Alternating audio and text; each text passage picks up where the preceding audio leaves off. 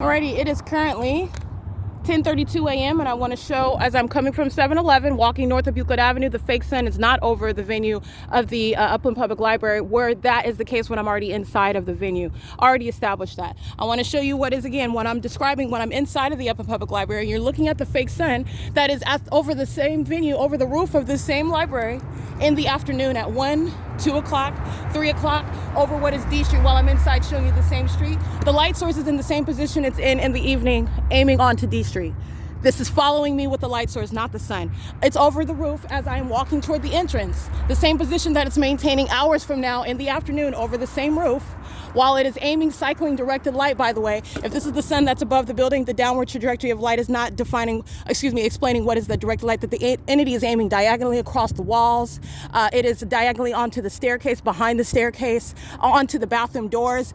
This light source, which is supposed to be the sun, is not going to create that light activity. And by the way, you're looking at what is the same position it's at when I arrive earlier in the morning. 9:27, when I'm already on the property, the fake sun is over there. During the 8 o'clock hour at 8:21 a.m., the state's fake sun is in the same position. While I'm inside of the venue, again, like I stated, it's over the same position. While I'm inside of the venue later, hours from now, it's 10:33 a.m. This is not the sun. The state's fake sun is remaining, just like I showed you while I'm over there. The fake sun is over the D Street, the same D Street where it's aiming inside of that venue, where I'm inside of this building, facing this direction, which is D Street. It's in the same position where you see it in alignment with me while I'm inside, which, by the way, is impossible light, while it is aiming precisely diagonally in this direction, while I'm inside of this building, diagonally shooting directed light at an angle inside of the Upland Public Library right here. This is all manner of what is surrounding this building from all angles with the light source that is not the sun. And you're also paying attention to what is the same position it's in hours later from now during the day, and where it remains hours later at the end of the day. That is speaking to a demon that is stalking.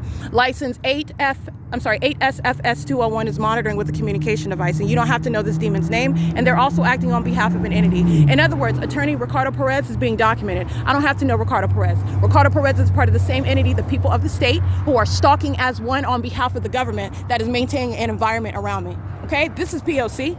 That's called crossing path. They're monitoring with communication devices, and while they drive by like this, engaging in an ongoing perpetual sex offense, touching with directed light.